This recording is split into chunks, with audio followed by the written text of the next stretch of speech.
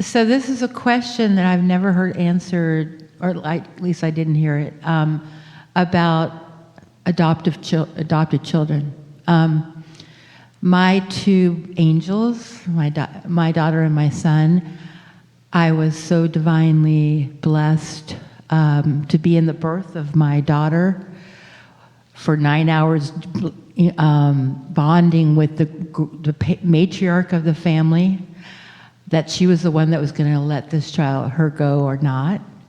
This was an adoption, and watched her be born, held her, and took her home at a day old. With my son, I held him at 20 minutes old, spent that day with the birth mother and him and my husband, and took him home at a day old. So I've been blown away ever since.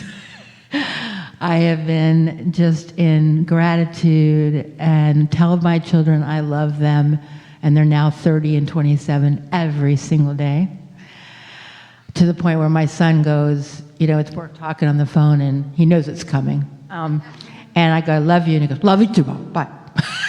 Yes. Okay, so my question is, I have my inner feeling about this, but I just wanted to hear more about from a higher perspective. Truly, this is an easy answer, and you already know it.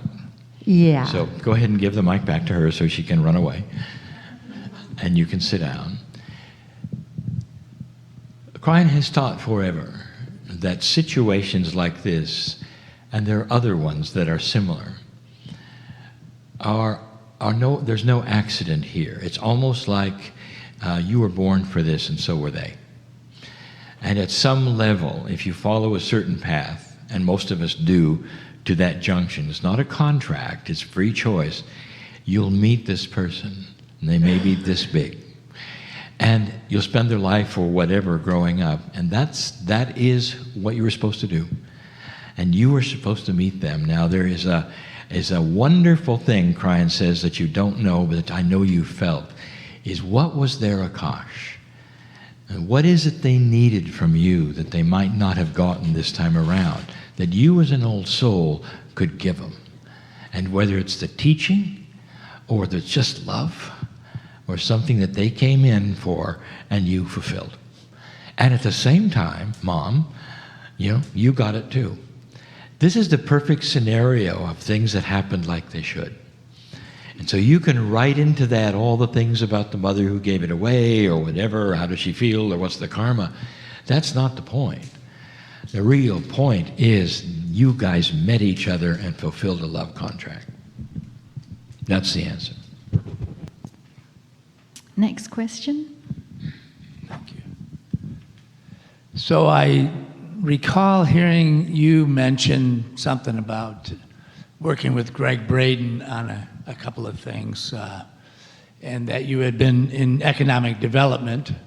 I too was there. And I kind of remember something Kryon said about maybe sharing information with you about what's coming up. So I was wondering if Kryon has taken on an advisory role and talks to you in the shower and is kind of pushing you and Greg in a certain direction.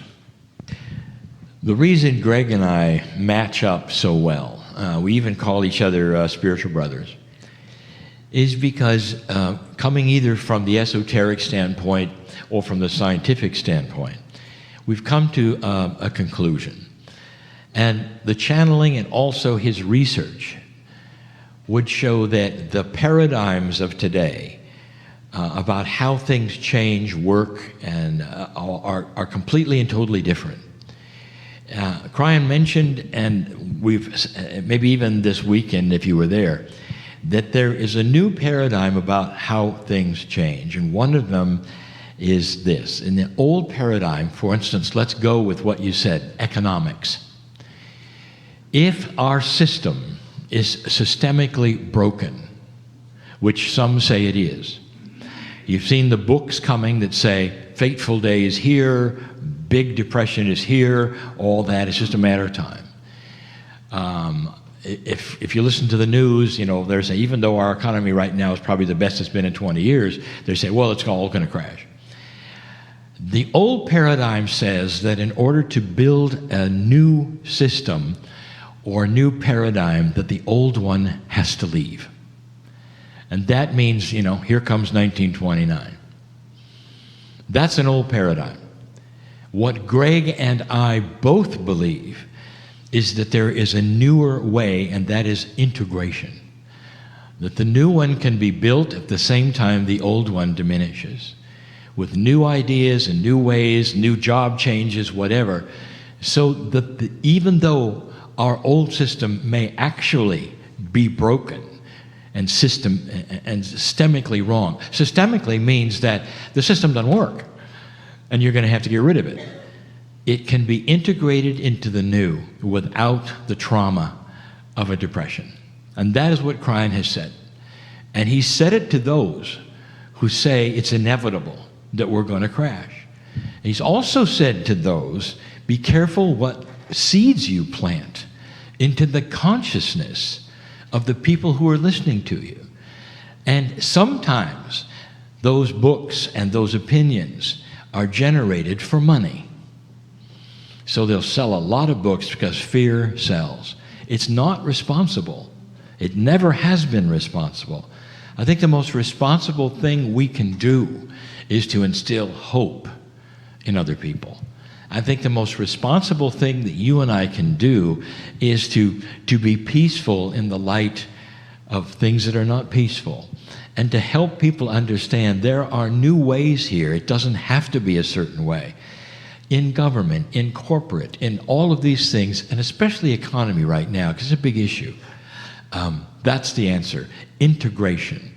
Ways of having the old and the new swap places with very, very little trauma going on. There's a lot of changes that will happen, or the way you invest, or the way this way, or mortgages and all, but it'll be a lot softer. And that is what Kryon says is the potential here. Because with paradigm changes, we're going to see a lot of things. Economy is one of them. And so I hope that answers a little bit more about, but Greg and I agree. And one of the beautiful things, and Greg and I work together, we're going to work together in December and in January. And every time we get together, I am so amazed at what he teaches, because it's ripped right out of the Kryon book. And vice versa, he comes to me and he says, we're on the same page again, Lee. And I said, yes, we are, Greg. And even the times when we've had dinners together and things like that, and we don't talk about metaphysics and all when we have dinner. We usually talk about family and what it feels like to travel so much and all that.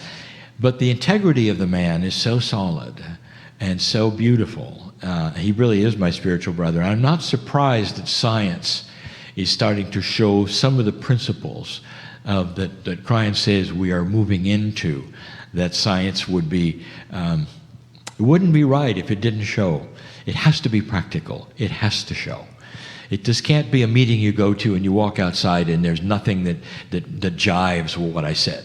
This has to be showing itself on the planet, and it does. And Greg is the guy who is at the forefront showing some of the science that says, yes, yes, yes, yes, it's coming, it's coming, it's coming.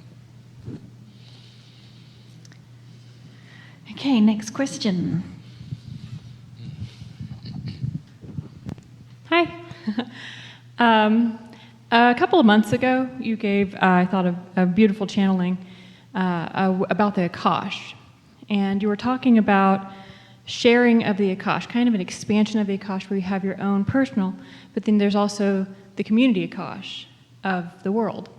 And with that, just for those of you who may not have heard the message, you were talking about, for instance, if I were a very old soul of many thousands of lives, I might have a beautiful earth, wisdom, and compassion, but I also might have, with that, a little bit of hang-ups from the experiences I also gathered that weren't so pleasant. But maybe my daughter is a newbie, and so she has like a childlike enthusiasm about everything, love, compassion, joy, but she's also a bit earthly and naive.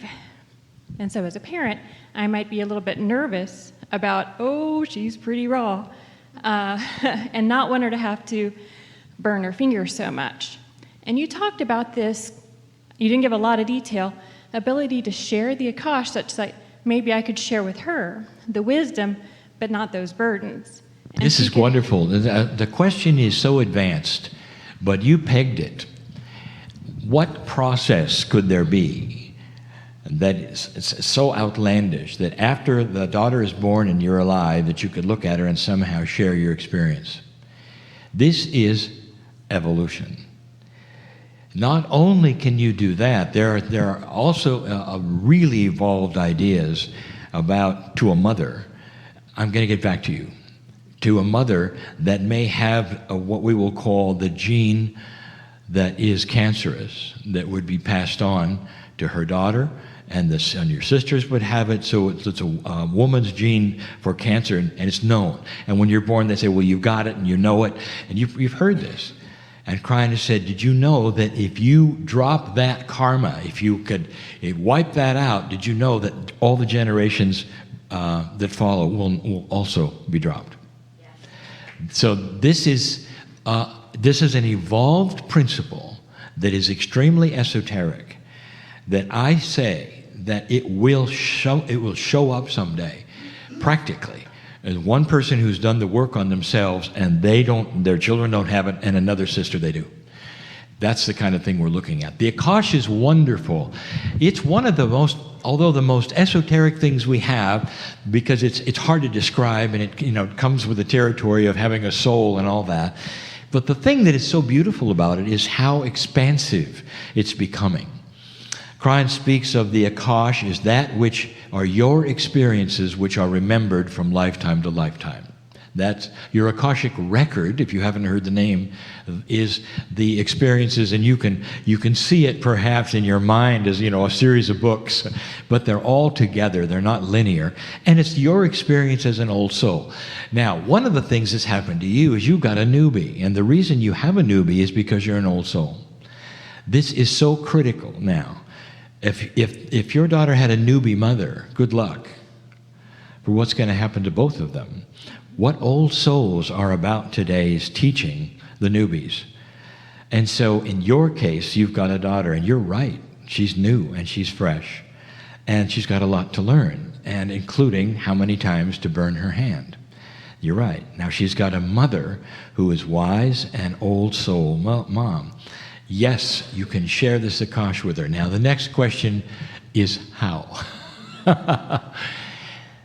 First of all, the daughter is a newbie. You can tell a newbie. In fact, you may have associates or even family who are newbies, and that is that they're easily tricked. They have no idea about life, and they will walk right into situations that you go, what were you thinking? They're the ones who will get the email from the guy in India who wants $1, and he'll give you $10,000 because you're inheriting it, and you'll go, yes, here's my $1 or $100. And where is your mind? Don't you understand that's a trick? Can't you see these things? And the answer is no, they can't. They just showed up. And so there's wisdom to have. So that's a newbie, and she's got one. Now, the newbie is not wise enough to ask you to share your Akash, is she? She never will be. But you can share it anyway, because you have got something that is this brand new on this planet. It's what is being delivered here, is the ability with your consciousness to ask that child's permission if your Akash can be shared. And that part of her brain, which is the soul and the peace of God that exists, that is all wisdom, will have the option at some level, esoterically, to say yes or no. Usually it's yes, because you're mom and because you're approaching it with love and compassion. That is extremely esoteric, because you're going to say, how is it done? Do I say it? Do I verbalize it? Do I think it? Your innate will give you all of this. At the times when you're looking at her, when she's asleep perhaps, or in the quietest moments when you're both looking at each other and you feel the mom and daughter thing, that's when it happens. And that's when the telepathy and all the things happen between mom and daughters. That's when it is. And soon, I promise, that you will see this in her. You will see a new wisdom start to occur. Now, forget it between the ages of 13 and 17. because we're all a little wacko and rebellious. But I'm talking about getting to that point and beyond it and all. And it really will. You'll see a savvy and a maturity in her that she was not born with as a newbie. And this is what this is about, is we are able to share our old soul wisdom in new ways with those just coming in, so that this planet can accelerate in wisdom far faster than ever before. Now, I'll just tell you, anybody listening to this, and they're going to share it with their friends, they're going to say, hey, there's this guy, listen to how stupid this is. And I can just hear it coming.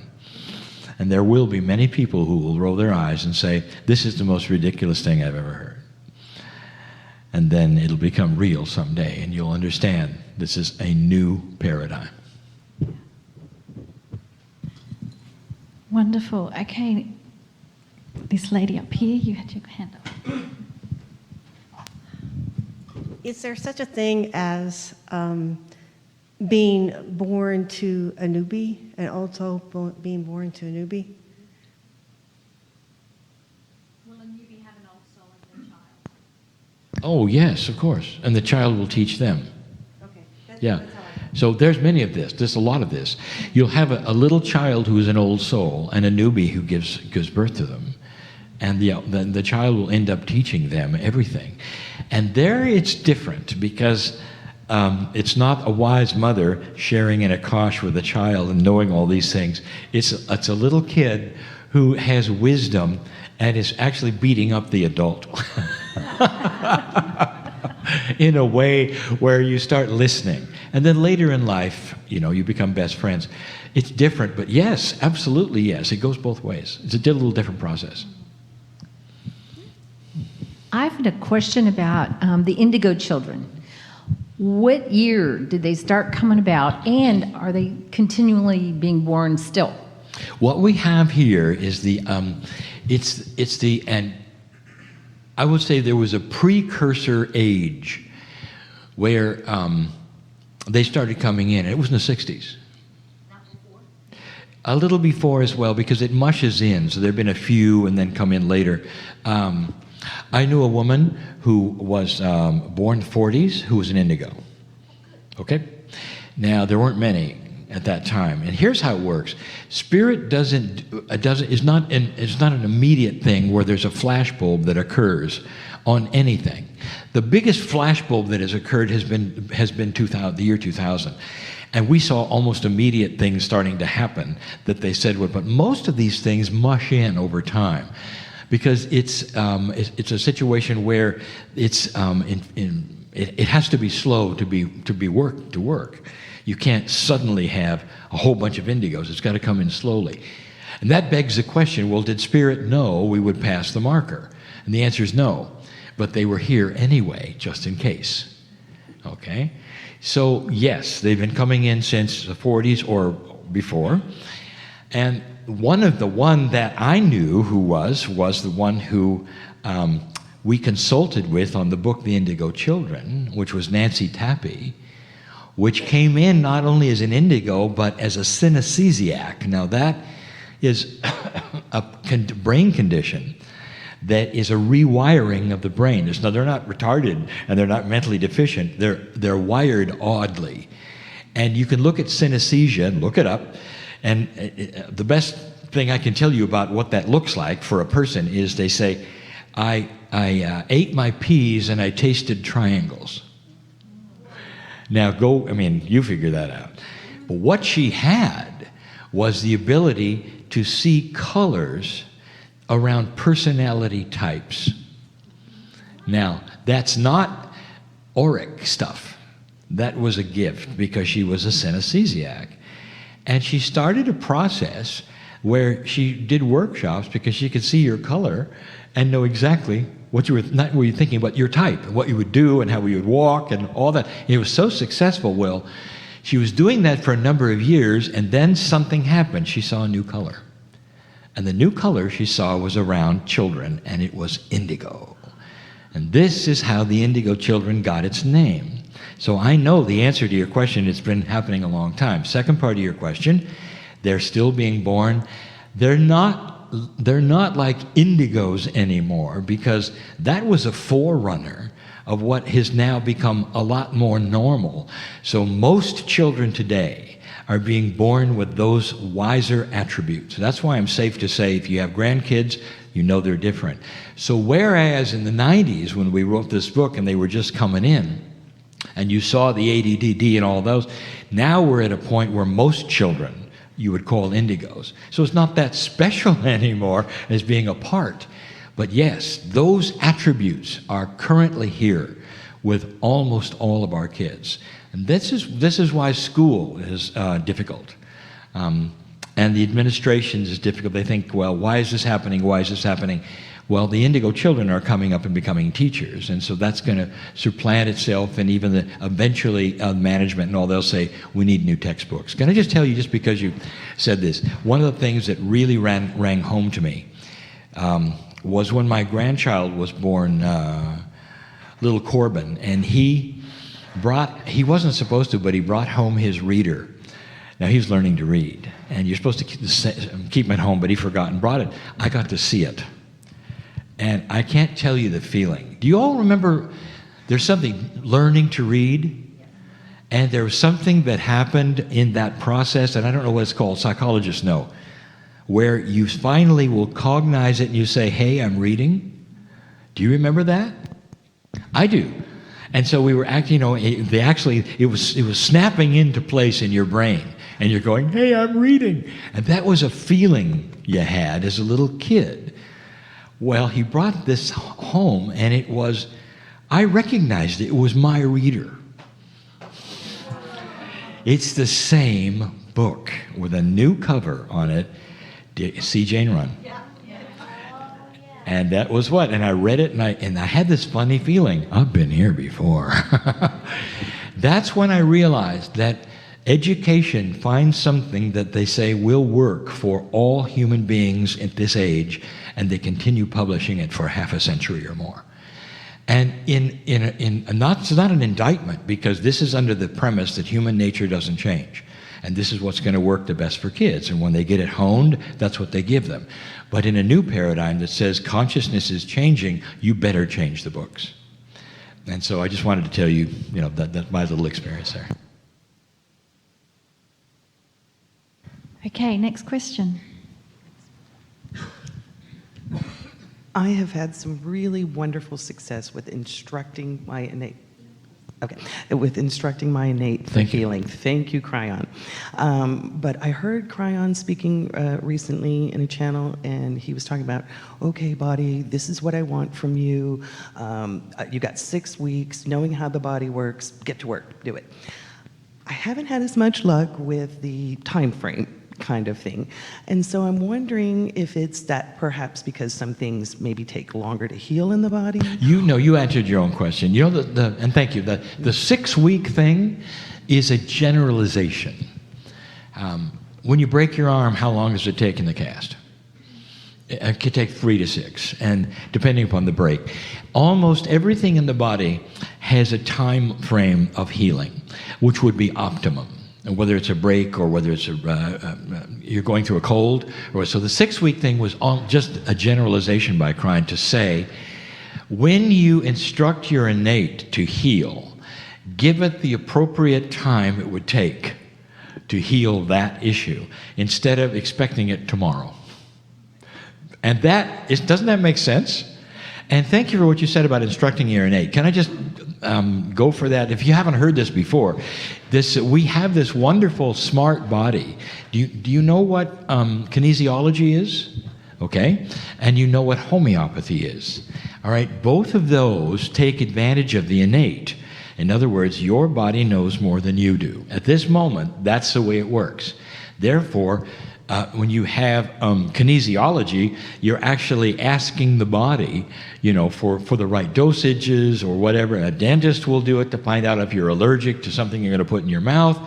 Kinesiology works, and it is asking the body a question you don't know. So right away hey, I've got something inside that's smarter than my brain, at least when it comes to my biology.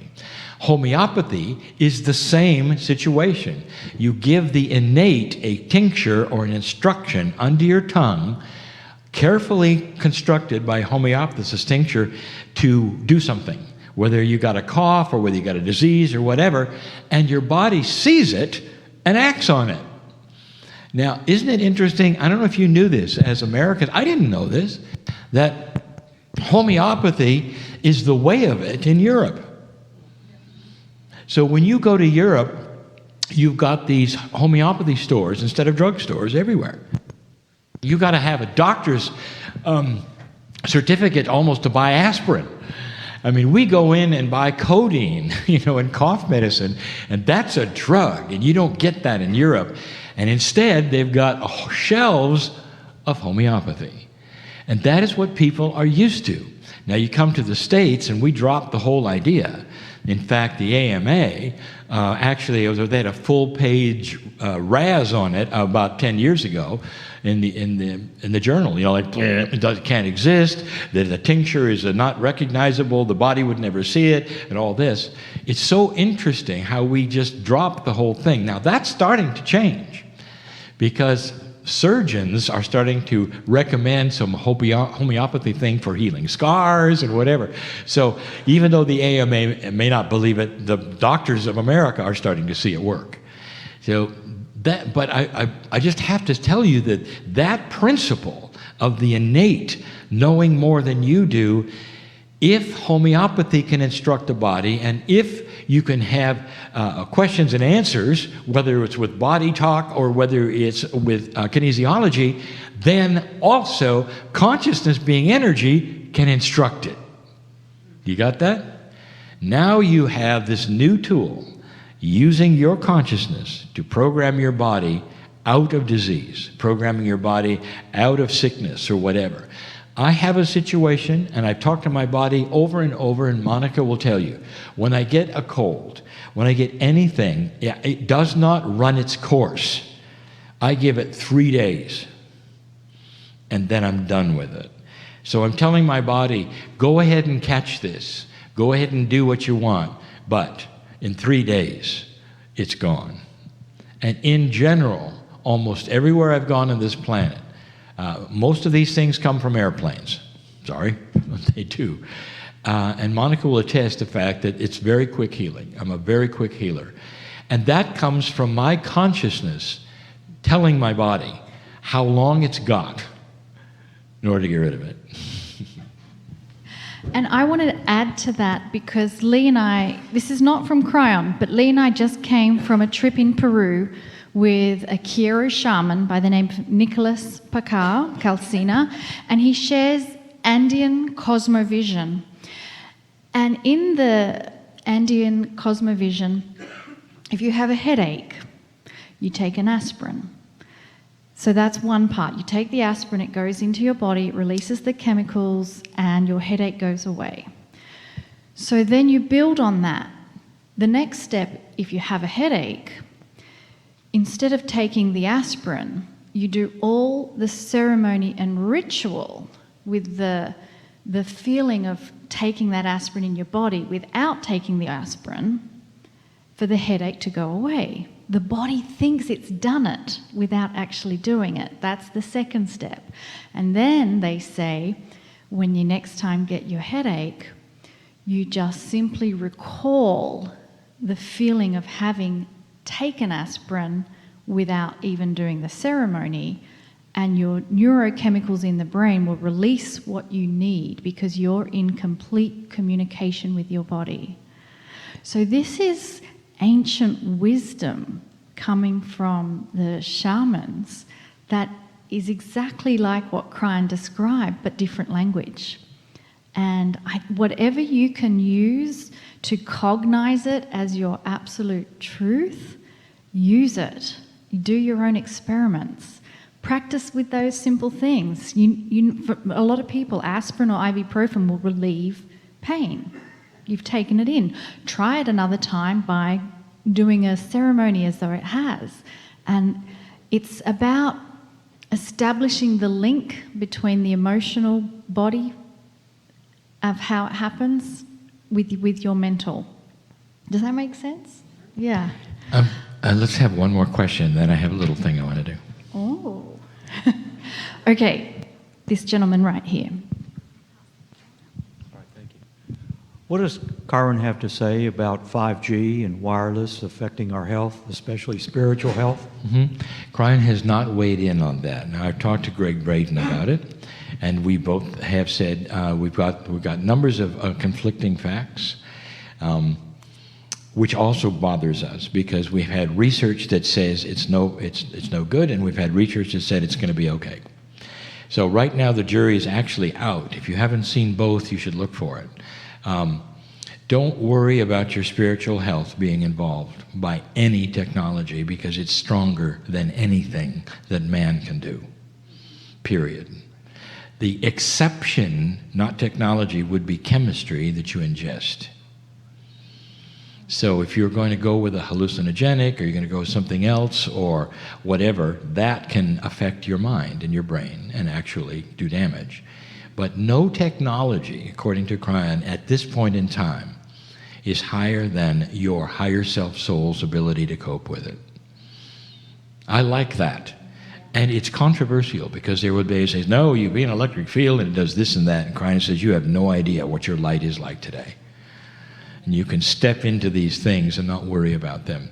As far as health, as far as those who don't have that ability, the jury is out at the moment, and Kryon has not talked about it, but Greg and I have, so we know we have got to come up with something to tell our people. The answer to that question will be coming. We don't have it now, in all fairness, but we are concerned, and we are looking at that. But don't worry about your spirituality. I want to tell you something that Greg and I have been looking at and privately, I would say, working on, because I've heard Greg's his discussions on mirror neurons. And I've seen what shows what has happened in China regarding mirror neurons. I'm going to explain that in a moment. And then Kryon had a channel about the future of healing that has all to do with mirror neurons.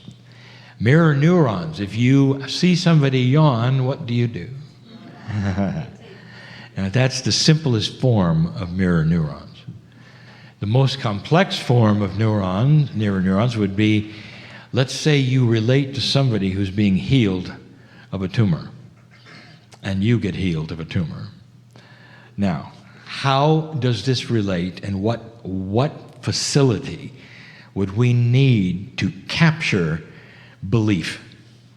Because mirror neurons is how the body reacts to what it believes is happening. You got that? All right, so imagine for a moment, and Greg has talked about this too. What we have in artificial intelligence coming is the ability to enter virtual worlds. Right now, it's simple Simon stuff. You put on a pair of goggles, basically, and a high-resolution video plays in front of your face, and it'll take you to anywhere you want to, like a documentary. The next stage is here, touchy-feely. Now there's a facility, and you can go into it because gamers know how this works. You go into a facility, and you put on the goggles, and you put on a special suit. Now, you did something very, very similar to this. And you actually will walk through a maze. And you'll say, well, how can you walk into where you're wearing goggles, where your goggles show you exactly where everything is, and the paths and the tables and the walls, and you walk this maze with goggles. But what you're seeing is whatever the programmer wants you to see. Now, if you're playing a game, that's where it started. You'll have a situation where you'll have maybe something jump out at you or whatever, and it's real. It's very real. You touch a table, it's there. It really actually is there. You pick up something, a sword or whatever, it's actually there. It's just a piece of wood or whatever, but you think it's a gleaming sword. You see where I'm going with this? Now, this is virtual reality, and it's getting more complex and more complex and more real all the time. There'll become a time when we were in a situation once where we were saying, well, this is an archaeological find, but it's probably not going to be open to the public because it's too dangerous. It's going to cave in. And they said, that's okay, because someday we're going to have a virtual walkthrough. So you can go into the archaeological find and see their photographs and their videos of everything, and you can see it, but you won't be there. Same thing in Egypt. You know, you go into tunnels and places that the public will probably never be able to go because it's too dangerous, and you can walk through them. You see where this is going? Let's go to the final one. This was channeled by Kryon. You go into a healing center, and it says healing center. And they lay you down, and they put on a special suit, or whatever, or goggles. And suddenly you're transported, because it's a virtual thing, and you see everything around you, and you meet the doctors that are going to help facilitate your healing with a brand new technology because you got a tumor. And you see their faces, and you shake their hands, and you hear them talk, and you talk back, and they're real people playing a part. And what you see next is the screens that show your tumor with all of the instruments that are new, and they say, okay, are you ready now for the tumor to be shrunk? And what you'll see on the screens and what you'll hear them say and do as they process you, without any pain or anything else, is that the tumor starts to go down. And you see it with your eyes. And you feel it at some mirror neurons. Here it is. Here it is. Tumor is being healed. And when you come out of all this after maybe an hour or 2 hours of all of this processing and watching this work, you get up and you go home and the tumor is gone. That's mirror neurons. Now, do you think it's possible? Greg continues to show it as it happened in China. It's exactly what this has. And he shows a tumor that was reduced right in front of their eyes in a screen because they believed it. And they got rid of their own tumor. So this is not new. It's just coming to a society where we've been programmed against it. And we're going to have to go into an artificial intelligence mode. Don't be afraid of artificial intelligence. You've got too many science fiction movies with robots that are going to kill you. We are in charge of this. Is going to be used in a very elegant way, as well as there'll be those who don't. But mostly it's going to be used to help us. And this is one of them. And it's coming. And Greg and I both wink at each other because we know it is. He approaches it from a science standpoint, and I approach it from channeling. So thank you for letting me share that.